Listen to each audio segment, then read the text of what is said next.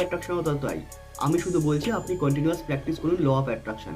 আর hard work তো সব কিছুতে লাগে। ইউনিভার্স আপনাকে দিয়ে কাজ করিয়ে নেবে। আপনি বুঝতেও পারবেন না কীভাবে। দেখবেন আপনি এত হার্ড ওয়ার্ক করছেন, কিন্তু তারপরেও আপনার কোনো মানে বিশাল কষ্ট হচ্ছে বা কিছু এরকম কিছু নয়। আপনি মজায় মজায় কাজ করছেন।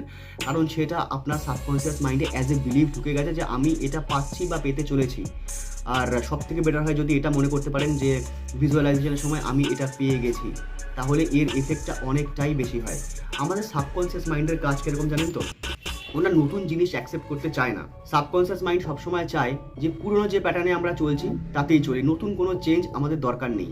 নতুন চেঞ্জ করতে হলে নতুনভাবে কাজ করতে হবে, নতুনভাবে প্র্যাকটিস করতে হবে, তাই সে সবসময় নর্মাল যে স্টেজ সেই স্টেজে থাকতে চায়।